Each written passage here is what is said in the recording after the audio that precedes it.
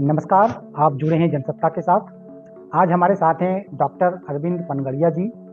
Doctor Panagariya आजकल America के Colombia university में अर्थशास्त्र पढ़ाते हैं और सबको पता है कि भारत में वह 2015 से 2017 तक नीति आयोग के पहले उपाध्यक्ष रहे।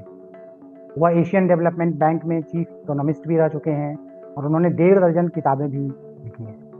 हमने उनसे आग्रह किया कि ताज़ा बजट जो पेश हुआ है उसे हमें समझने में मदद करें कि यह देश को किस दिशा में ले जाएगा। छटनी बढ़ेगी या रोजगार बढ़ेगा, आमदनी घटेगी या बचत बढ़ेगी। इन अहम सवालों के जवाब हम डॉक्टर साहब से समझने की कोशिश करेंगे। डॉक्टर पनगड़िया, आपका हमसे जुड़ने के लिए बहुत बहुत धन्यवाद और बहुत बहुत स्वागत। धन्यवाद जनसत्ता का मेरी तरफ से। सबसे पहला सवाल ये है कि कुछ लोग कह रहे हैं कि ये बजट जो है आम लोगों के लिए है, कुछ कह रहे हैं कि मिडिल क्लास के लिए है, कुछ कह रहे हैं कि बजट लोकसभा चुनाव 2024 के लिए। तो आपकी नज़र में ये बजट किसके लिए है? वोट देने वालों के लिए यानी गांव गरीब किसान के लिए, या फिर जो नोट देते हैं मिडिल क्लास, या किसी और के लिए?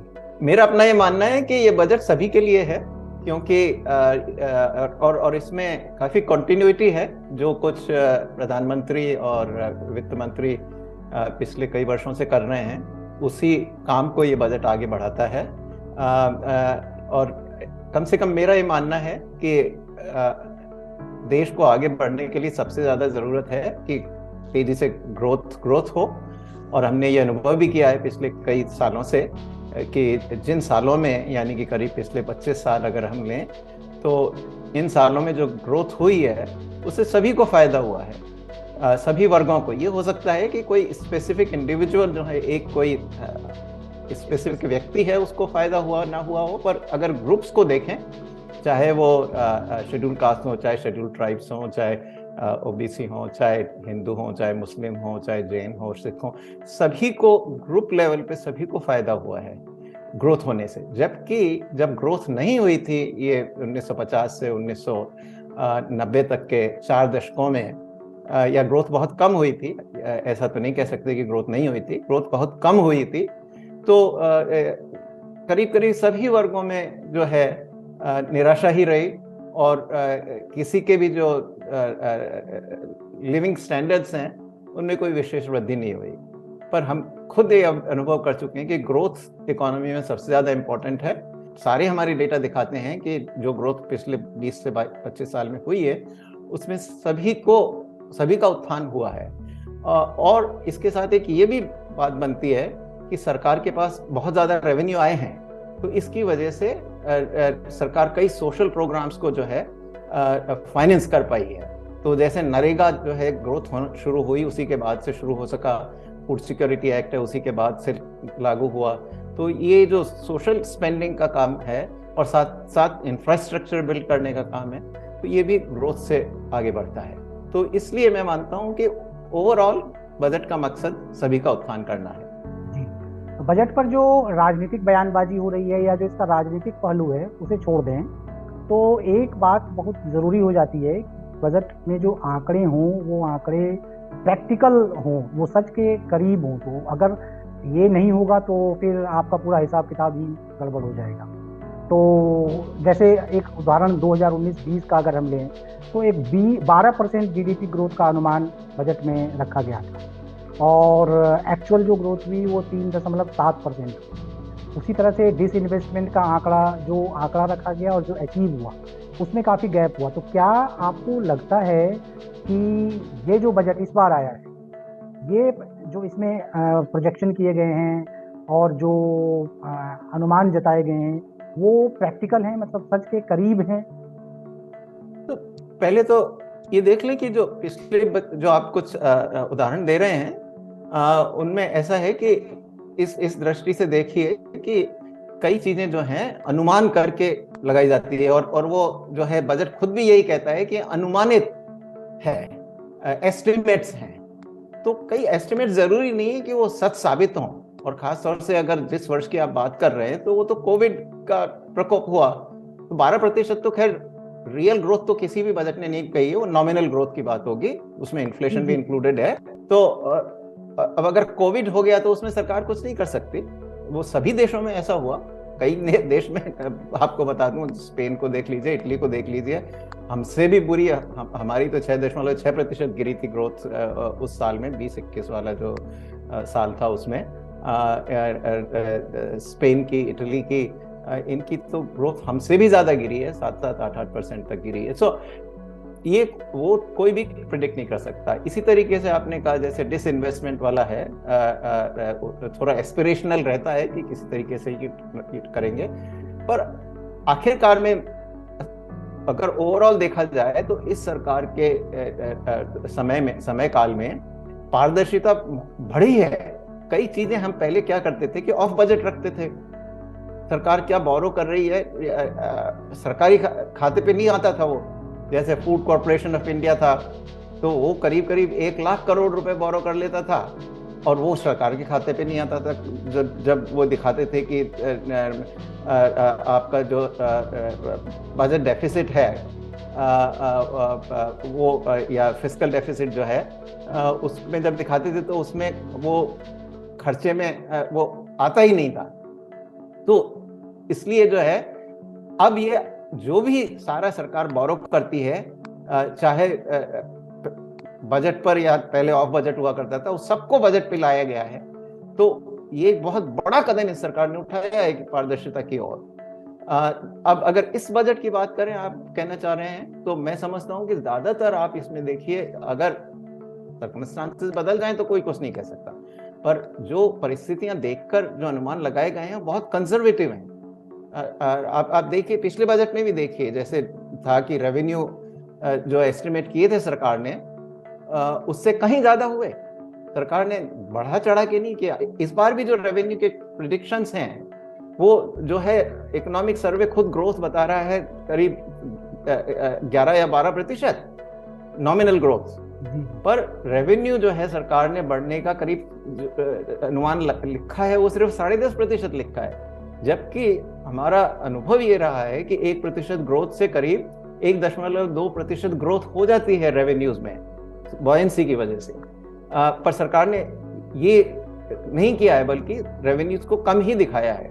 तो इस तरीके से अगर सोचा जाए तो मैं ये मानता हूं कि हमारे टारगेट्स जो अनुमान इसमें लगाए गए हैं, जैसे बजट डेफिसिट के बारे में, जो वित्तीय घाटा जो दिया गया है 5.9%, वो पूरा होगा। पिछले वाला भी जो है 6.4% पे था पिछले बजट का, वो 6.4 पे ही रिवाइज एस्टिमेट आया है। जो मौजूदा हालात है इकोनॉमी की, या जैसे आपने पिछले 20-25 सालों का जिक्र किया, तो अगर जैसे 2003 से अभी तक के वक्त को हम देखें और उसको अगर हम 6 साल 5 साल के ग्रुप में बांटें, तो जो पोटेंशियल ग्रोथ रेट है, आरबीआई की रिसर्च रिपोर्ट भी बताती है कि 8, फिर 7 और फिर अब 6%।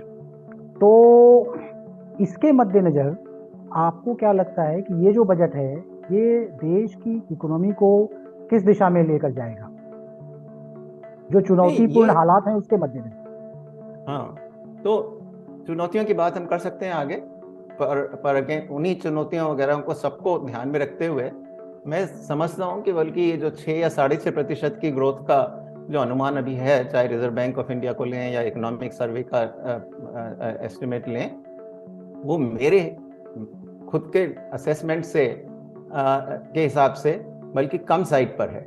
मैं मानता हूं कि हमारा पोटेंशियल आराम से 7% का है, और अगले 5-7 साल में ये 7% के रेट पर की दर पर हमारी वृद्धि जीडीपी में होगी, ये मेरा मानना है। पर इसका अर्थ ये निकलेगा कि करीब 5 साल में, करीब 2027-28 के साल तक भारत जो है विश्व की तीसरी सबसे बड़ी अर्थव्यवस्था बन जाएगा। अभी 5वीं है, और बाकी जो 2 देश अभी हमारे ऊपर हैं जिनको हम क्रॉस कर जाएंगे 2027-28 तक, वो जर्मनी और जापान है। ये मेरा मानना है। तब तक हमारी जो डॉलर में जीडीपी है वो करीब 5 से $5.25 ट्रिलियन हो जाएगी।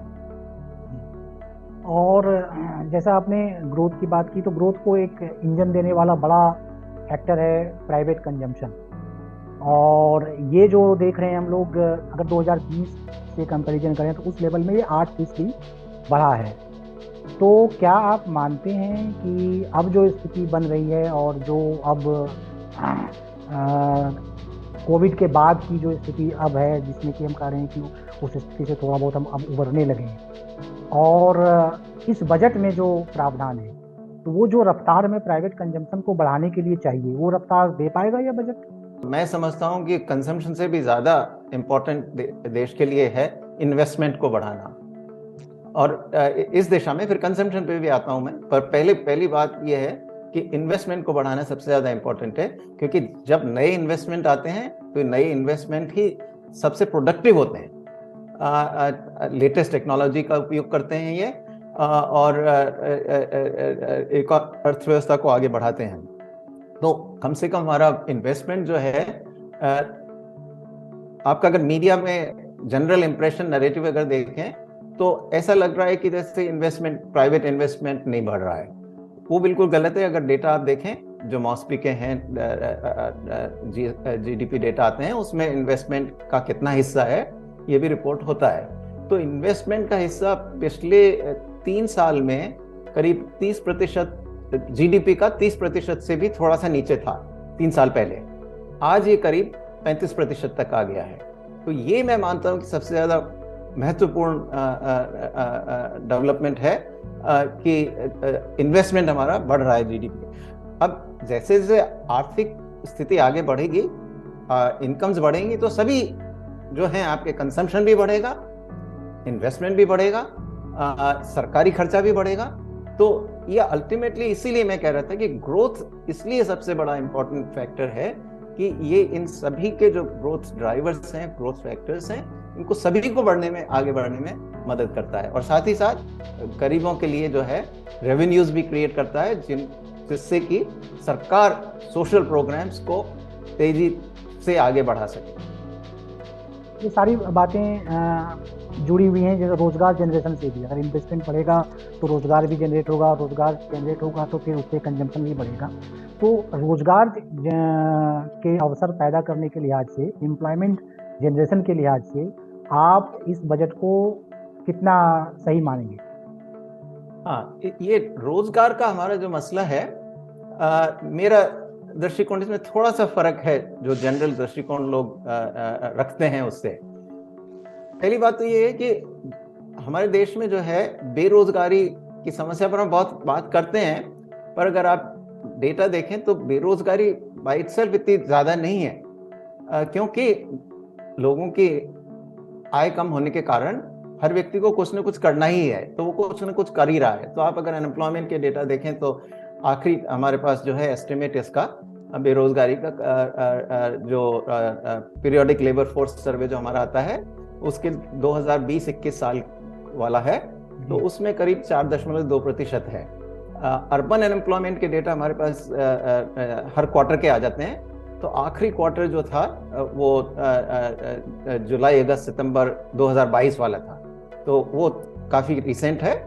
उसमें करीब 7.2% अर्बन अनएम्प्लॉयमेंट आंकी गई है, और ये पिछले 4 साल में क्वार्टरली लेवल पर सबसे लोएस्ट अनएम्प्लॉयमेंट रेट आई है। मेरा ये मानना है कि हमारे देश की समस्या बेरोजगारी की कम है, जो मैं कहता हूं अंग्रेजी में हम कहते हैं अंडर एम्प्लॉयमेंट की ज्यादा है। अंडर एम्प्लॉयमेंट यानी कि जो एम्प्लॉयमेंट है लोगों के पास, उसमें उनकी पूरा पोटेंशियल आगे नहीं आ पा रहा है। जितनी इनकम वो जनरेट कर सकना चाहिए उतनी इनकम वो जनरेट नहीं कर पा रहे हैं। तो उनकी क्षमता के मुताबिक, काबिलियत के मुताबिक उनको काम नहीं मिल पा रहा है। कहाँ, ये मुश्किल है। और कई ऐसे भी हैं कि जो काम कायदे से एक इंसान कर सकता है, जो एक वर्कर कर सकता है, उसको 2 या 3 वर्कर मिलकर कर रहे हैं। तो वो ही इसका मतलब ये हुआ कि प्रति व्यक्ति जो उत्पादन है वो कम हो गया। तो ये सबसे बड़ी समस्या है, और ये हमारी स्वतंत्रता के बाद से चली आ रही समस्या है। क्योंकि हमने क्या किया है, ये मैं थोड़ा सा 1 मिनट लेकर आपको एक्सप्लेन करूंगा कि शुरू से हमने क्या किया है कि सारी हमारी जो इंडस्ट्रियलाइजेशन का हमारा जोर रहा है वो बड़े बड़े उद्यमों पे ज्यादा रहा है। तो शुरू में हमने स्टील मिल्स में लगाए थे, मशीनरी सेक्टर में लगाए हमारा इन्वेस्टमेंट। तो ये सिलसिला आज भी जारी है। अगर आप देखें कि हमारी सबसे ज्यादा जो सफल सेक्टर्स हैं वो कौन से हैं, तो देख लीजिए, एक तो पेट्रोलियम रिफाइनिंग का बड़ा सफल सेक्टर है, वो भी बहुत हाईली कैपिटल इंटेंसिव, बहुत ज्यादा उसमें निवेश लगता है, वर्कर कम लगते हैं। इंजीनियरिंग गुड्स की देख लीजिए, केमिकल्स को देख लीजिए। तो हमें क्या हुआ है कि हालांकि हम काफी अच्छा इन्वेस्टमेंट कर रहे हैं, मैंने अभी कहा करीब 35% जीडीपी का अब इन्वेस्टमेंट आ चुका है, पर 30 तक तो 29-30 पे तो चलता ही रहा है हमेशा से, पिछले 20-22 साल से अगर देखें तो। पर हुआ ये है कि ये सारा जो इन्वेस्टमेंट है हमने ऐसे सेक्टर्स में लगा दिया है जहां पर वर्कर बहुत कम है। अब हमारा जो रिसोर्स है सबसे बड़ा वो तो लेबर है, वर्कर है। दूसरे जो ज्यादातर वर्कर्स हैं वो माइक्रो और स्मॉल एंटरप्राइजेस में एम्प्लॉयड हैं। अगर पहले तो देख लीजिए, एग्रीकल्चर है, कृषि में है, कृषि में करीब 45% वर्कर हमारे कृषि में लगे हुए हैं, 42 से 45 मान लीजिए कृषि में लगे हुए हैं। वो भी बहुत छोटे छोटे खेतों पर, मतलब आप देख लीजिए, आधे खेत हमारे जो हैं वो करीब आधे हेक्टेयर के भी नहीं है। ऑन एवरेज आधे खेत जो है करीब क्वार्टर हेक्टेयर, चौथाई हेक्टेयर के हैं, तो उस पर क्या खेती कर सकती है? तो वो भी अंडर एम्प्लॉयड है फिर किसान उसमें। इधर जो इंडस्ट्री और सर्विसेज में है उसमें ये माइक्रो और स्मॉल एंटरप्राइजेस में बैठे हुए हैं करीब या सेल्फ एम्प्लॉयड हैं करीब 80% जो है, बाकी के जो बचे हुए इंडस्ट्री और सर्विसेज के वर्कर्स हैं, इनके पास हार्डली कुछ कैपिटल है। तो एक तरफ तो वर्कर जो लगे हुए हैं बहुत जरा से वर्कर्स, उनके पास बहुत ज्यादा कैपिटल है, दूसरी तरफ ज्यादातर वर्कर जो हैं, जो आपका सबसे बड़ा रिसोर्स है, उसके पास हार्डली कुछ कैपिटल है। तो उसकी वजह से ज्यादातर जो वर्कर्स हैं उनकी जो प्रोडक्शन क्षमता है, उत्पादन करने की क्षमता, वो बहुत कम है। तो ये मैं अंडर एम्प्लॉयमेंट की जो बात कर रहा था वो है। ये बहुत बड़ी समस्या है, स्ट्रक्चरल समस्या है, इसको हमें ध्यान देना पड़ेगा।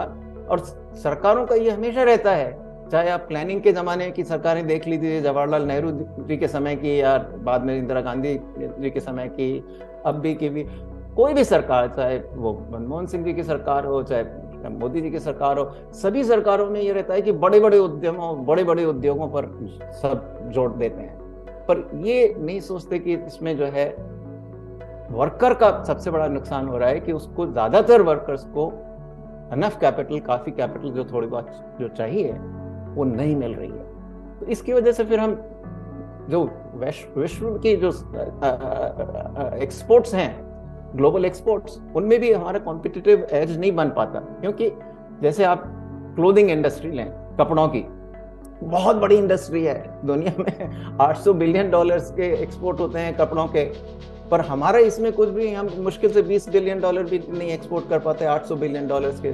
चीन है, $150 बिलियन एक्सपोर्ट करता है, हमसे ज्यादा वियतनाम जो जिसके करीब 90 मिलियन है पॉपुलेशन सिर्फ, यानी कि 9 करोड़, वो हमसे ज्यादा एक्सपोर्ट करता है कपड़े। बांग्लादेश हमसे ज्यादा एक्सपोर्ट करता है कपड़े।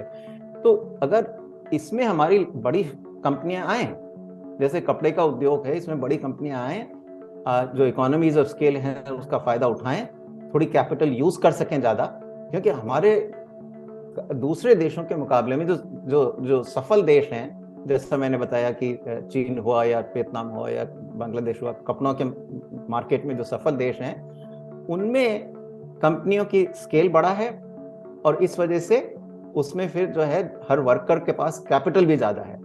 मतलब ऐसा नहीं है कि जो कपड़े बनाने में, क्योंकि ये लेबर इंटेंसिव इंडस्ट्री है, इसमें ज्यादा लेबर लगता है, कैपिटल कम लगती है, इसका मतलब ये नहीं कि इनको कैपिटल नहीं चाहिए, उनको भी कुछ कैपिटल चाहिए। और कई चीजों को ऑटोमेशन वो भी कर सकते हैं, तो अगर ऑटोमेशन करते हैं तो प्रोडक्टिविटी उनकी बढ़ती है, और फिर जो है विश्व में कंपीट अच्छा कर सकते हैं। तो ये एक स्ट्रक्चरल प्रॉब्लम है, इस पे अभी भी मैं समझता हूँ कि हम पूरा ध्यान नहीं दे रहे हैं। तो आपको लग रहा है कि इस बजट में इसको एड्रेस करने के लिए कुछ अच्छे प्रावधान हैं, या पिछले 4-5 साल में जो बजट आए हैं उसमें इस दिशा में सोचा जा रहा है और कुछ स्टेप्स उठाए जा रहे हैं ग्रेजुअली कुछ प्रोग्रेस हुई है, ऐसा नहीं कि प्रोग्रेस नहीं हुई है। अगर पूरा 20 साल का काल, 20-22 साल का काल लें हम, तो कुछ प्रोग्रेस तो हुई है, क्योंकि कई पॉलिसीज थी हमारी जो इस तरीके की पॉलिसी को ज्यादा बढ़ावा दे रही थी। जैसे स्मॉल स्केल इंडस्ट्रीज रिजर्वेशन हुआ करता था, तो उसमें तो साफ एक था कि भाई कानून ऐसा था कि 800 सेक्टर, हमारे 800 प्रोडक्ट ऐसे थे जिनमें कपड़ा भी था, जिनमें फुटवेयर, जो जूते बनाने का था, तो फुटवेयर कहते हैं, वो इंडस्ट्री हुई, फर्नीचर इंडस्ट्री, ये सब स्मॉल स्केल इंडस्ट्री के लिए रिजर्व थे। उसमें बड़े उद्यम आ ही नहीं सकते थे। तो उसकी वजह से ऑटोमेटिकली आप जो है उसमें, अगर आप मशीनें नहीं लगा सकते, अगर आप लार्ज स्केल पे नहीं जा सकते, स्मॉल स्केल ही आपका रहना है, तो आपको मशीनों का इजाजत ही नहीं थी। और ये स्मॉल स्केल की डेफिनेशन भी ऐसी थी कि करीब $1 मिलियन से ज़्यादा इन्वेस्टमेंट नहीं कर सकते आप। तो अगर क्योंकि 1 मिलियन से ऊपर गए तो आप स्मॉल स्केल में नहीं रहते। तो ये कानून ही गलत था, जिसको हमने जो है करीब 2005 में जाके ख़त्म किया। अब आप सोचिए 1950 से 2005 तक, 55 साल तक ये हमारा कानून रहा कि ये जो 800 करीब प्रोडक्ट ऐसे थे जिसमें $1 मिलियन से ज़्यादा इन्वेस्टमेंट वाले उद्यम आ ही नहीं सकते थे। तो ये पुरानी, तो अब वो खत्म हो गया। वो 2005 के आसपास करीब जो है कुछ प्रोडक्ट बच गए थे, वो मोदी सरकार ने खत्म किए थे, आखिरी के करीब 20 प्रोडक्ट थे 800 में से। पर अब करीब पर 2005 तक ज्यादातर जो है ये रिजर्वेशन खत्म हो गया था। उसके अलावा फिर क्या हुआ कि लेबर लॉज हमारे बहुत स्ट्रिंजेंट थे। तो लेबर लॉज भी ऐसे थे, ऐसे हैं, अभी भी हैं, अभी बदले नहीं है। मैं बताता हूँ कि क्या स्थिति है इस वक्त। पर लेबर लॉ अभी भी हमारा ऐसा है कि अगर आप जो है 100, कुछ स्टेट्स ने बदल लिया है, पर ज़्यादातर जो हमारा सेंट्रल लॉ है वो ये है कि अगर 100 वर्कर्स आपकी कंपनी में काम करते हैं तो आप किसी भी दिशा में, किसी भी स्थिति में वर्कर को जो है फायर नहीं कर सकते, आप उसको काम से नहीं निकाल सकते। तो जब कानून ऐसा होता है और वर्कर को ये पता है कि मुझे कभी निकाला नहीं जा सकता कानून के तहत, तो वर्कर की स्वाभाविक ऐसी प्रवृत्ति रहती है कि कई सारे वर्कर काम करते ही नहीं है। यही स्थिति हमारी जैसे स्कूल के, जो पब्लिक स्कूल हैं उनमें है कि बहुत सारे टीचर्स ऐसे हैं क्योंकि जानते हैं कि निकाल नहीं सकते तो काम पे नहीं आते, कई बार आते ही नहीं है, टीचर एब्सेंटीज्म इतना ज़्यादा है। तो सेम जो है स्थिति इस लेबर लॉ में भी ऐसी है। अब ऐसा नहीं है कि कंपनी जो है हमेशा वर्कर्स को निकालना चाहती है। कंपनी का तो इंटरेस्ट इसी में है कि वर्कर रहे और प्रोडक्टिवली काम करे और कंपनी भी आगे बढ़े, वर्कर भी आगे बढ़े। पर कई बार क्या होता है कि 100 में से 3 वर्कर ऐसे हुए जो खराब होते हैं, तो वो सारे एटमॉस्फेयर को खराब करते हैं, तो उनको हटाना जरूरी होता है कंपनियों के लिए। पर अगर 100 से ज़्यादा की कंपनी है तो वो नहीं हटा पाती। तो इस वजह से फिर कंपनी बड़ा नहीं बनना चाहती, खासतौर से ऐसी जो लेबर इंटेंसिव हैं, कपड़ों की इंडस्ट्री हुई, फुटवेयर की हुई, इन इंडस्ट्रीज में जो है प्रॉब्लम ज़्यादा होती है वर्कर्स को डील करने की। उसमें तो फिर भी इतनी नहीं होती, जैसे आप कार बना रहे हैं या आपके जो स्कूटर बना रहे हैं, मोटरसाइकिल बना रहे हैं, इनका क्या है कि लेबर कॉस्ट 4% है कुल मिला के। जो टोटल कॉस्ट हैं उनमें 4% है लेबर का हिस्सा। तो अगर जरूरत पड़े तो लेबर को पूरे जिंदगी भर की तनख्वाह देकर भी निकाल सकते हैं वो लोग कि भाई ये तुम्हारे 30 साल काम करते हैं, तुम यहाँ पे तुमने 20 साल किया है, बाकी 10 साल की तनख्वाह ये है, ठीक है चले जाओ। यानी कि गोल्डन हैंडशेक जिसको हम कहते हैं वो कर सकते हैं। पर कपड़े वाले या जूते वाले या फर्नीचर वाले जो हैं वो ये ऐसा नहीं कर सकते, क्योंकि उनकी जो है लेबर कॉस्ट बहुत ज़्यादा होती है। लेबर कॉस्ट का हिस्सा 30-40% लेबर कॉस्ट का हिस्सा होता है उनका, तो उनको ये ऑप्शन नहीं है। तो ये इजाज़त होनी चाहिए। अब नए कानून सरकार ने बनाए हैं, पार्लियामेंट ने 2019 में पास किए हैं, पर वो कानून अभी इम्प्लीमेंट नहीं हुए हैं। इसके जो है रूल्स और रेगुलेशन जो हैं वो अभी भी सब स्टेट में तैयार नहीं हुए हैं, तो इस वजह से अभी उनको इम्प्लीमेंट नहीं किया गया है। तो इम्प्लीमेंट करने के बाद कुछ इसमें रियायत होगी कंपनियों को कि इसमें नए कानून ने ये जो लिमिट थी वर्कर्स पे 100 से बढ़ाकर 300 कर दिए उन्होंने। हालांकि 300 भी कोई बहुत ज़्यादा नहीं है, क्योंकि अगर ग्लोबल मार्केट में आपको कम्पीट करना है तो आपको तो 1-1 लाख लोगों की कंपनीज होती हैं। अभी अगर चीन में देखें तो एक ही कंपनी में 1-1 लाख वर्कर काम कर रहे हैं, तो ऐसा भी नहीं हो तो कम से कम 2-3 हजार वर्कर्स की कंपनी तो जरूरी हैं। हमारी भी जो एक्सपोर्ट की कंपनियां हैं, सबसे बड़ी कंपनी हमारी जो है कपड़ों में, वो शाही एक्सपोर्ट्स की है, और शाही एक्सपोर्ट्स की कंपनियां कम से कम 1500 से 2000 तक उनको वर्कर्स लगाने होते हैं, क्योंकि उसके बिना क्वालिटी ऑफ प्रोडक्ट नहीं आ पाता, उसके बिना वो कॉस्ट भी इतनी नहीं प्रोड्यूस कर सकते जिससे कि वर्ल्ड मार्केट में compete कर सकें, क्योंकि वर्ल्ड मार्केट बहुत ही competitive है, हाईली competitive, तो वहां पे आपको बहुत हाई एफिशिएंसी की जरूरत है। तो इस वजह से उसमें भी, पर नए कानून ने ये जरूर किया है कि अगर स्टेट्स, कोई राज्य इस लिमिट को 300 से बढ़ाकर 3000 भी करना चाहता है या 30,000 भी करना चाहता है, तो राज्यों को पूरी छूट है, और इसमें उनको कोई कानून भी पास नहीं करना पड़ेगा, सिर्फ एक नोटिफिकेशन के थ्रू अगर वो कर देते हैं तो ये इस लिमिट को 300 से बढ़ाकर जो भी राज्य सरकार चाहे वो कर सकती है। तो मेरी ये उम्मीद है कि एक बार ये कानून इम्प्लीमेंट हो जाते हैं तो अगर 2 या 3 राज्यों की सरकारें भी आगे आ जाती हैं, वो आगे बढ़कर इसको 3000 या 30,000 कुछ भी कर सकें आगे बढ़ाकर, तो फिर मैं समझता हूँ कि रास्ता खुलेगा, क्योंकि कोई भी कंपनी जो है, जरूर सारे 28 राज्यों में उनको अपनी कंपनियां नहीं लगानी होती हैं। अगर 2-3 राज्य भी ऐसा कानून को बदल देते हैं तो ये कंपनियां वहां पर अपने आप को स्थापित कर सकती हैं।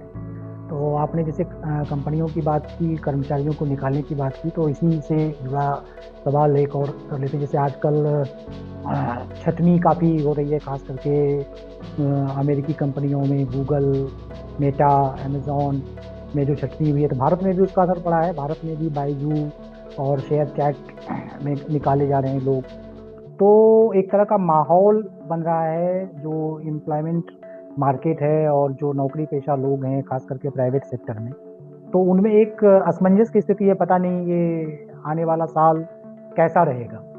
तो बजट के मद्देनजर और मौजूदा स्थिति के मद्देनजर आप उनके लिए क्या देखते हैं? उम्मीद का साल रहेगा या तो नाउम्मीदी देखनी पड़ेगी? उम्मीद का रहेगा साल, न सिर्फ ये साल पर आने वाले कई साल जो हैं उम्मीद के रहेंगे। अब ये थोड़ी बहुत जो छटनी है ये एक अच्छी बात है, क्योंकि वर्कर को भी अपना जॉब थोड़ा बदलना चाहिए। वो जमाना अब चला गया जब हम एक ही नौकरी लेते थे और उसी नौकरी को पूरी जिंदगी करते थे। अब वर्कर को कंपनी बदलनी होती है और इसमें नई चीजें सीखते हैं। वर्कर हार्डर वर्क करता है, नई अपॉर्चुनिटीज का यूज करता है। अभी जो हो रहा है, जैसे पूरा अगर देखें अमेरिका की स्थिति, तो ये आप सही कह रहे हैं कि टेक्नोलॉजी की जो कंपनीज हैं, इनका बड़ा तगड़ा बूम हुआ पिछले 2-3 साल में, तो उसमें इन्होंने काफी हायरिंग वगैरह बढ़ी, तो अब जो है वापस जोर पड़ रहा है, छटनी हो रही है। पर अगर ओवरऑल हमारा देखें अमेरिका में, अब भी जो है इन पिछले महीने में हमारे यहाँ 517,000 नए नौकरियां लगी हैं ऑन नेट, मतलब जो इनको भी काउंट कर लें, जो जॉब्स लॉस्ट भी कर दिए और जॉब्स गेन, उनको अगर नेट करें, पॉजिटिव और नेगेटिव को नेट आउट करें, तो 517,000 नौकरियां टोटल बढ़ गई हैं अमेरिका में पिछले 1 महीने में। तो हमें भी इस तरीके से सोचना चाहिए कि ये सिर्फ ये क्या होता है कि जो टेक इंडस्ट्री है, जैसे कि मैंने कहा मीडिया भी, तो सरकार भी जो है इन इंडस्ट्री पे ज़्यादा ध्यान देती है, मीडिया का भी इन इंडस्ट्री पे ज़्यादा ध्यान रहता है, तो थोड़ा भी कुछ अगर इन इंडस्ट्रीज में होता है तो वो बड़ी न्यूज़ बनती है। उसके अलावा नेगेटिव न्यूज़ हमेशा बड़ी बनती है, तो वो हमें ज़्यादा दिखता है। पर अगर हमारे खुद के अनएम्प्लॉयमेंट डेटा हम देखें, जो मैंने आपको बताया अर्बन अनएम्प्लॉयमेंट के जो डेटा हैं, वो सितंबर तक के हमारे पास हैं, और वो अर्बन अनएम्प्लॉयमेंट रेट घटती जा रही है। 1 साल में ये रेट जो है 12% से ऊपर थी। ये अगर आप सेम क्वार्टर 2021 का लें, उसमें करीब 12.2 या 12% से ऊपर थी। वो अनएम्प्लॉयमेंट रेट घटकर, अर्बन अनएम्प्लॉयमेंट रेट घटकर 7.2% रही है। तो नेट हमारे भी जॉब्स बढ़े हैं, कम नहीं हुए हैं। मतलब ये कंपनी स्पेसिफिक प्रॉब्लम है, सेक्टर स्पेसिफिक प्रॉब्लम नहीं। हाँ। तो पर ये तो होना चाहिए ना, जो अगर डायनामिक इकोनॉमी है तो उसमें ये होना ही चाहिए। कुछ सेक्टर लीडिंग सेक्टर्स हैं, कुछ लैगिंग सेक्टर्स हैं, तो रिसोर्सेज जो हैं हमारे उनका एलोकेशन लीडिंग सेक्टर्स में, लैगिंग सेक्टर्स से लीडिंग सेक्टर्स में जाने का होना चाहिए, क्योंकि ये तो अगर सारे रिसोर्सेज जहां लगे हुए हैं वहीं लगे रहेंगे तो प्रगति बहुत कम होगी। जबकि अगर ऐसा है कि कुछ सेक्टर्स बहुत तेजी से आगे बढ़ रहे हैं तो वो जो दूसरे सेक्टर तेजी से आगे नहीं बढ़ रहे हैं उनसे रिसोर्सेज खींचेंगे। तो ये एक अच्छी बात है, अर्थव्यवस्था में ये डायनामिज्म होना जरूरी है। असल में मैं बताऊं आपको कि क्योंकि क्या होता है कि एक तो ये एक स्वाभाविक प्रवृत्ति है कि जो नेगेटिव चीजें हैं वो हमें दिख जाती हैं, पॉजिटिव चीजें हमें नहीं दिखती हैं। और जब कोई पेनफुल चीज होती है तो वो आगे बढ़ के आती ही है, स्वाभाविक है ऐसा। पर जो पॉजिटिव है वो नहीं आता। तो पर अर्थशास्त्रियों को जो है सभी को देखना होता है, तो इसलिए हम पूरे एग्रीगेट डेटा को जाकर ज्यादा देखते हैं कि भाई ओवरऑल इम्पैक्ट क्या हुआ। अब जो आय बढ़ने की बात है, जैसे वित्त मंत्री ने बजट भाषण में कहा कि लोगों की प्रति व्यक्ति आय जो है वो दोगुनी हो गई है, लेकिन वो 9 साल की तुलना में दोगुनी हुई है। 1,97,000 उन्होंने शायद बताया प्रति व्यक्ति आय। तो इस साल लोगों की आय बढ़ने का क्या अनुमान है, क्या बजट में इसके क्या संकेत आप देखते हैं? ओवरऑल जो बताया है उसमें करीब वो इकोनॉमिक सर्वे ने लिखा है कि 6.5% ग्रोथ होगी। तो इसका मतलब ये हुआ कि करीब हमारी जो पॉपुलेशन ग्रोथ रेट है वो करीब 1% है। तो अब शायद कुछ 1 से भी कम हो गई हो, पर एक तक ज्यादा मान लें तो 5.5% फिर प्रति व्यक्ति आय जो है 5.5% बढ़ेगी। अच्छा, एक मसला अब कर्ज का आता है। जैसे इकोनॉमिक सर्वे में भी सरकार ने माना है कि 2014 से 2022 के बीच जो उम्मीद जितनी की गई थी उतनी ग्रोथ नहीं हुई। ग्रोथ हुई लेकिन उम्मीद से कम हुई, और उसका एक कारण, कई कारण सरकार ने बताया, तो उसमें एक कारण ये भी है कि कंपनियों ने कर्ज बहुत ज़्यादा ले लिया। तो अभी जैसे ताज़ा मसला आया है अडानी समूह का। अडानी समूह के पास भी बैंकों का काफ़ी ज़्यादा कर्ज है, और अडानी समूह अभी जिस तरह के विवाद में फंसा है, अन्य कंपनियों के भी जो कर्ज हैं, उसको देखते हुए क्या लगता है कि जैसे ये पिछले कुछ सालों में ग्रोथ में बाधक रही, कि इस साल भी ये कुछ ऐसी बाधा उत्पन्न कर सकता है ये कर्ज का मसला? हाँ, ये अच्छा सवाल है। देखिए, ये जो कर्ज की समस्या, कंपनियों के कर्ज की समस्या इस बार हुई, जो करीब 2013 से साफ थी। थोड़ा सा हमने भी इसमें डिले किया उसको डील करने में। करीब हम 2017 से इसको फिर सुधारने में लगे, पर 2017 तक हमने, पर 2013 से 2017 की विंडो को हमने थोड़ा मिस किया इसमें। पर ये कर्ज की समस्या पीछे जाती है।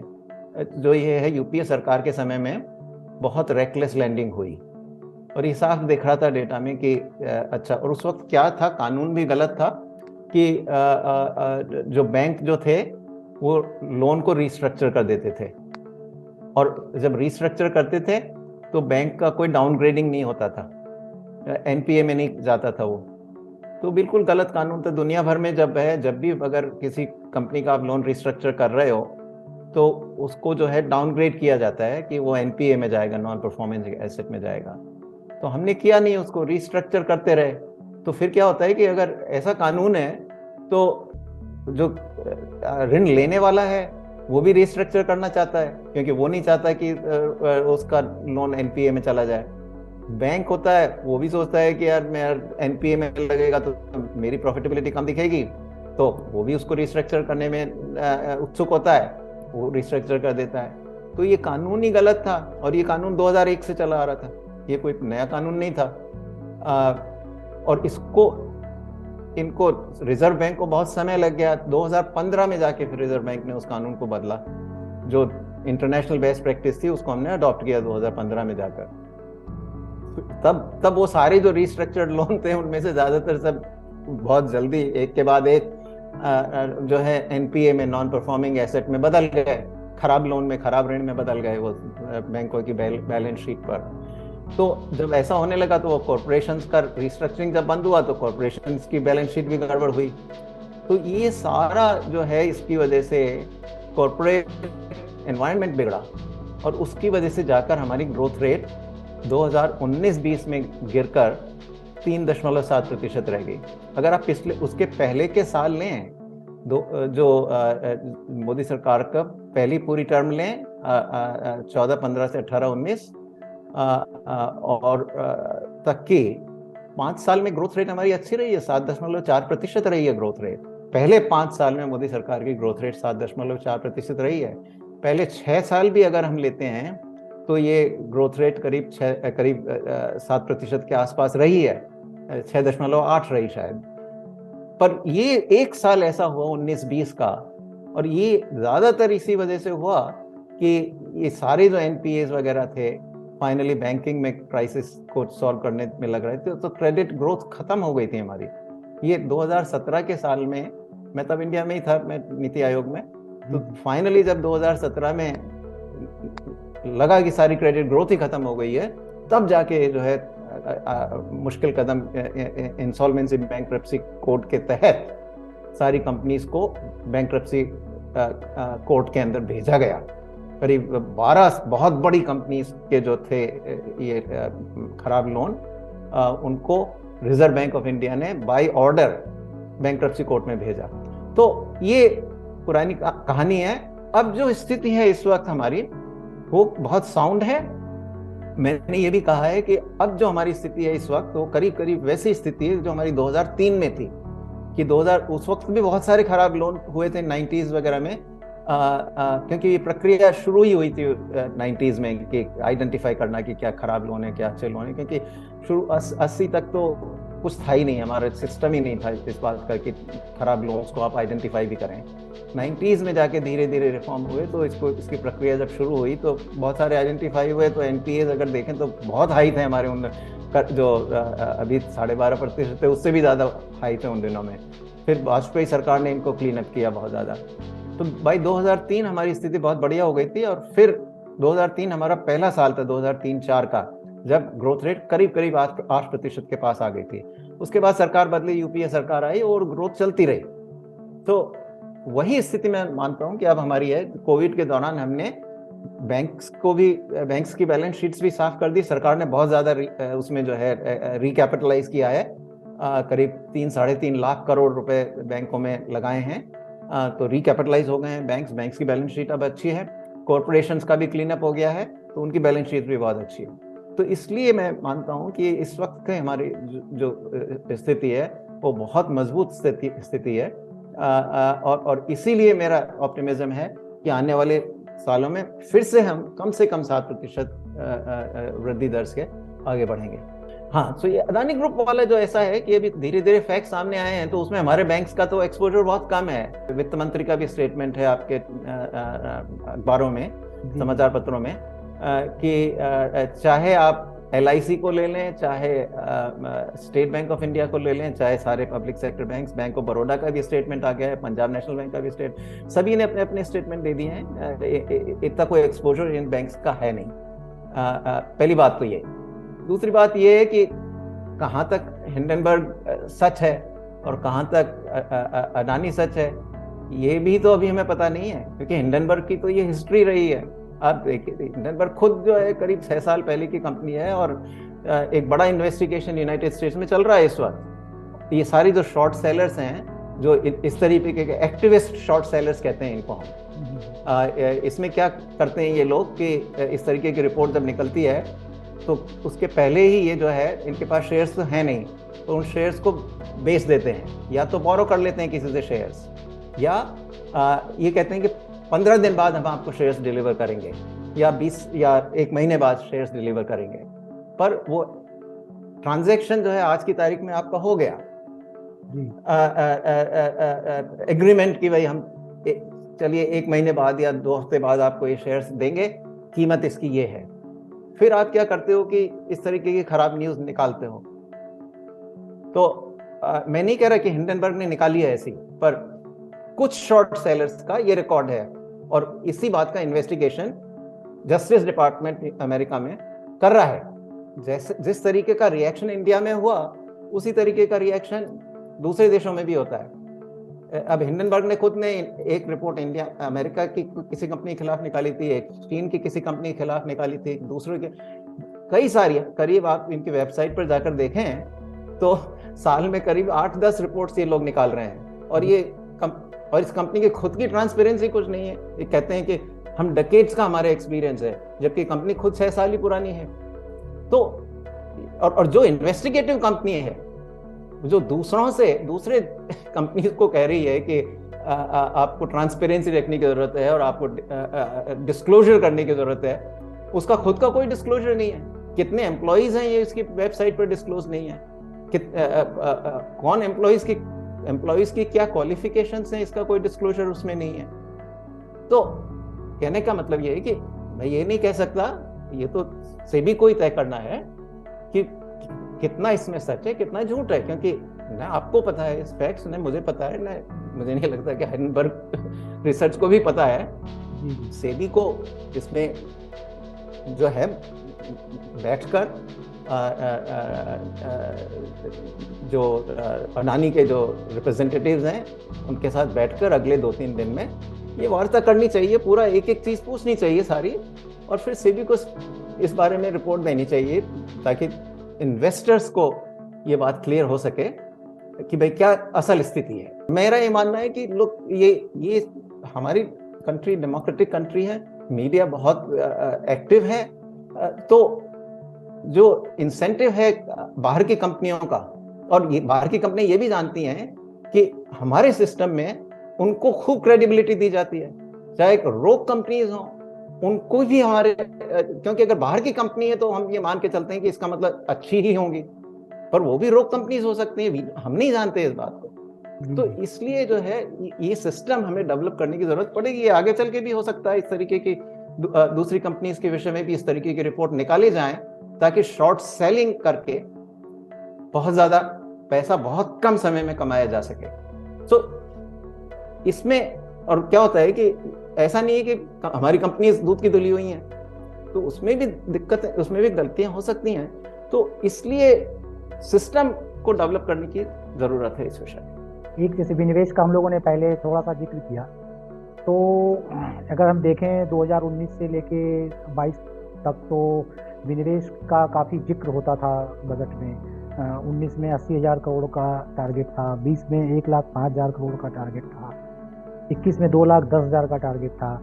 बट इस बार का जो बजट आया है इसमें विनिवेश का बहुत ज़्यादा कोई शोर नहीं है।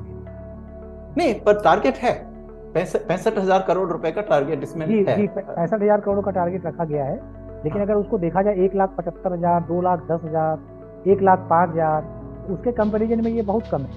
हाँ, वो सरकार ने देखा ना कि कितना अचीव कर पाते हैं। इसमें आपने पहले मुझे खुद कहा था कि विनिवेश का इन्होंने टारगेट इतना रखा था पर इतना हुआ नहीं, तो कह देते हैं ज्यादा कर नहीं पाते हैं। तो सरकार भी अब इस बात को महसूस कर रही है कि अपना खुद के अनुभव के आधार पर कि जो है जिस गति से सरकार सोचती थी कि हम कर सकते हैं वो नहीं कर पाई, तो अब उसी बात को लेकर फिर ये निर्णय पे पहुंची शायद कि हमें टारगेट इतना ही रखना चाहिए कि जितना रियलिस्टिकली हम अचीव कर सकें। तो इसलिए अब इस बात का टारगेट, और ये एक अच्छी बात है, आप मैं बताऊं इसलिए कि वरना क्या होता है कि आप फिस्कल डेफिसिट को जो वित्तीय घाटा है उसको बहुत कम दिखा देते हो, क्योंकि आप बहुत सारा विनिवेश की आपकी आय दिखा देते हो। आप 1,000 मान लीजिए 1,20,000 करोड़ आपने दिखा दी, जबकि आपके बाद में आई नहीं, तो फिर डेफिसिट तो ज्यादा होगा ना आपके बजट पर। तो इस वजह से मैं मानता हूं कि एक अच्छी बात है कि अगर कम विनिवेश दिखाया है तो इसका मतलब जो है फिस्कल डेफिसिट, जो वित्तीय घाटे का जो 5.9% फिगर सरकार ने दिया है वो रियलिस्टिक है, वो अचीव कर पाएंगे। तो इसलिए ये ना, और इसमें मैं बताऊं एक सबसे, क्योंकि ये तो मैं खुद सबसे पहले 2016 से मैंने विनिवेश के बारे में इस सरकार में प्रक्रिया सारी मैंने शुरू करवाई थी नीति आयोग से, पर इसमें हमारे कानून इतने मुश्किल हैं, हमारे इतने रेगुलेशन के लेयर आफ्टर लेयर इतनी हैं कि ये विनिवेश करना इतना आसान नहीं है हमारे देश में। और इसीलिए आपने देखा कि मेरे समय के जो डिसइन्वेस्टमेंट सेक्रेटरी थे उनने एक भी निवेश नहीं कर पाए। मेरा मतलब कि प्राइवेटाइजेशन, बाकी तो स्टॉक की सेल करके तो विनिवेश हो जाता है, वो डिसइन्वेस्टमेंट वो तो अलग बात है, वो आसान है। जो असल में पूरी कंपनी को प्राइवेट सेक्टर के हाथ में देना पब्लिक सेक्टर से, वो उसकी बात मैं कर रहा हूँ। तो वो विनिवेश जो हमारे टाइम के सेक्रेटरी थे, डिसइन्वेस्टमेंट सेक्रेटरी, वो एक भी नहीं कर पाया। उसके बाद 2 सेक्रेटरी और आए, उन्होंने कुछ नहीं किया। अभी वाले ने किया है काफी। ये जो तुहिन कांता पांडे हैं अभी के जो सेक्रेटरी हैं, ये एयर इंडिया का इन्होंने ही किया है। अभी वो नीलांचल वाला स्टील का बहुत बड़ी कंपनी थी, उसका भी इन्होंने किया है। पर इन्होंने दो और किए थे, तो वो फिर वापस कोर्ट्स में चले गए। तो वो हो जाएंगे, पर फिर भी बीच में अड़ंगा लग गया। तो हमारे सिस्टम्स जो हैं वो इतना आसान नहीं है। ये मैं खुद इस बात को काफी समय बाद रियलाइज कर पाया। मुझे लगा कि ये ब्यूरोक्रेसी बहुत इसको स्लो चलाती है। वो भी सही है, थोड़ा बहुत ब्यूरोक्रेसी भी स्लो चलती है, कई बार अनविलिंगनेस भी है, सोशलिज्म का हमारा जो बैगेज है वो चला आ रहा है, वो सब भी है। पर जो सिंसियर ब्यूरोक्रेट जो करना चाहते हैं, उनके लिए भी हमारे सिस्टम में इन चीज़ों को कर पाना बड़ा मुश्किल है। क्योंकि उसके बाद उनको ये ध्यान रखना बहुत ज़रूरी रहता है कि बाद में बहुत एलिगेशंस आते हैं, चाहे कोई बेसिस ना हो, कुछ ना हो, एलिगेशन लग जाते हैं कि अरे उसका आपने जो है वैल्यूएशन आपने बहुत लो करके और उसको बेच दिया, और आपने ब्राइब ले ली, पैसा ले लिया। चाहे किसी के पास कोई बेसिस हो या ना हो। अब और होता क्या है कि पब्लिक सेक्टर में कंपनियां बहुत खराब तरीके से चलती हैं, तो जब बिकती हैं तो उनकी वैल्यू कम होती है। फिर प्राइवेट सेक्टर में जाते ही वो 15 साल में उनकी कीमत 10 गुनी हो जाती है, जो मार्केट वैल्यूएशन है। फिर कहते हैं कि देखो इतनी वैल्यूएबल कंपनी थी, आपने इतने से में बेच दी। अरे भैया, आपने जब उसको बेचा तो उसकी वैल्यू उतनी ही थी, क्योंकि वो कंपनी कुछ सक्सेसफुली कुछ कर नहीं पा रही थी। ये तो बाद में प्राइवेट हैंड्स में जाने के बाद सक्सेसफुल हो जाती हैं, एक्सपेक्टेड, क्योंकि प्राइवेट सेक्टर वाले की अपनी खुद की पूंजी उसमें जाती है। पब्लिक सेक्टर में टैक्स पेयर का पैसा जाता है, तो कोई उसका मालिक नहीं है देखा जाए तो इसलिए बहुत पुअर परफॉर्मेंस रहता है। तो इस वजह से जो है ये विनिवेश की प्रक्रिया अनफॉर्चुनेटली शायद हमारी धीमी ही रहेगी, पर जहां तक प्रोग्रेस कर सकें ये एक अच्छी बात है देश के लिए, क्योंकि कंपनीज के बाकी इन कंपनीज को बहुत आगे बढ़ाया जा सकता है। क्योंकि जैसे पुरानी कंपनीज, वाजपेयी सरकार के जमाने में जो सारी कंपनीज प्राइवेटाइज हुई, एक एक कंपनी जो है बहुत अच्छा कर रही है, बहुत आगे बढ़ गई हैं वो कंपनीज। और जो प्राइवेटाइज नहीं हुई है वो वहीं की वहीं पर है जहां वाजपेयी सरकार के समय पे थी। तो पर बॉटम लाइन की बात यही है कि इसमें जो है समय लगेगा। जैसे 2 लाख करोड़ रुपए खर्च करके मुफ्त राशन को 1 साल और बढ़ाने की घोषणा पहले की थी, बजट में भी उसको दोहराया गया है। तो अब कोविड, सरकार भी मान रही है कि कोविड ओवर हो गया, तो इसके बाद भी ये 1 साल तक जो ये खर्च किया गया, तो ये आपको लगता नहीं कि इसका और कहीं प्रोडक्टिव इस्तेमाल हो सकता था, या ये वोट पॉलिटिक्स के लिए है या इकोनॉमी के बेनिफिट के लिए है? हाँ, ये सरकार ने, मुझे लगता है कि इसमें कोई सरकार ने पॉलिटिकल कॉल ली है, वरना फिर भी अगर आप देखें ओवरऑल इसका, आप बजट में सारी सब्सिडीज को देखिए, इस सरकार ने बहुत सारी सब्सिडीज को कम किया है। पर ये आप जो बता रहे हैं, सो मुझे देखना पड़ेगा। ये एक घोषणा की थी ना सरकार ने 1 महीने पहले करीब, कि जो देखिए दो प्रोग्राम थे फ्री फूड के। एक तो ये था कि फूड सिक्योरिटी एक्ट के तहत 5 किलोग्राम प्रति व्यक्ति जो है वो 2 रुपए, 3 रुपए और 1 रुपए की कीमत पर 2 रुपए में गेहूं, 3 रुपए में चावल और 1 रुपए में जी, वो अलग है। बट ये जो है, ये मुफ्त अनाज जो कोविड के समय में शुरू किया गया था, उसको दिसंबर 2023 तक बढ़ा दिया गया। हालांकि इसकी घोषणा जो है पहले ही हो गई थी, कैबिनेट ने इसको पहले ही अप्रूवल दिया था, पहले अनाउंस भी हो गया था। बजट में सिर्फ इस घोषणा को दोहराया गया है, और उसके लिए 2 लाख करोड़ पहले भी कहा गया था, 2 लाख करोड़ रुपए खर्च आएंगे, तो उसका प्रोविजन अच्छा। अच्छा, तो इसको दिसंबर 2023 में खत्म करेंगे, 2022 में नहीं? जी नहीं, जी नहीं, 2022 में होना था, उसको मेरा भी, हाँ, एक साल और मेरा, एक्सटेंड कर दिया। अच्छा अच्छा, तो इसमें कुछ मैं समझता हूँ कि कुछ पॉलिटिकल कॉल लिए हुई हो सकता है, क्योंकि वैसे अगर सच बात देखी जाए तो इवन जो है फूड सिक्योरिटी एक्ट के तहत हम जो देते हैं उसमें जो 80 करोड़ लोगों को दे रहे हैं, उनमें से बहुत सारे हाउस होल्ड्स ऐसे हैं जो खरीदने की क्षमता रखते हैं। तो ये शुरू से ही गलत था। ये जब फूड सिक्योरिटी एक्ट लाया गया, जिसमें कहा कि 75% गांवों में और 50% शहरों में जो है फूड सिक्योरिटी एक्ट के तहत ये सब्सिडाइज फूड दिया जाए, ये कानून ही शुरू से गलत था। क्योंकि इतनी हमारे सारे खुद के मेजर थे सरकार के उन दिनों में, 2011-12 का जो सर्वे आया था उसके हिसाब से पावर्टी इस लेवल की थी ही नहीं। ये कहना कि अभी भी जो है हमारे देश में 75% गाँव में 75% और शहरों में 50% जो है गरीबी रेखा के नीचे हैं, वो गलत है। वो सरकार के खुद के डेटा नहीं शो करते ऐसा। तो पर अब इसमें पॉलिटिकल बैलेंसिंग है, अच्छे से अच्छा मैं यही कह सकता हूँ, मुझे नहीं पता। पर बाकी कई सारी सब्सिडीज जो है, to the credit of this government, कई सारी सब्सिडीज इस सरकार ने कम करी हैं। आप देखिए फर्टिलाइजर सब्सिडी बहुत कम की गई है, नरेगा वाला जो एक्सपेंडिचर है वो कम किया गया है,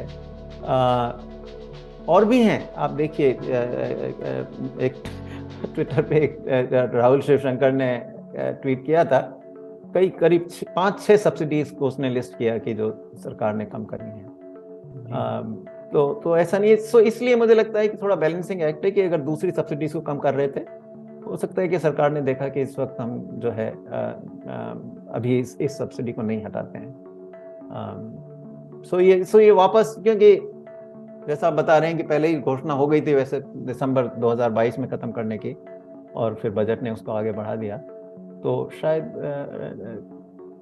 पॉलिटिकल कॉल ली हो सरकार ने। बहुत बहुत धन्यवाद। आपका भी धन्यवाद।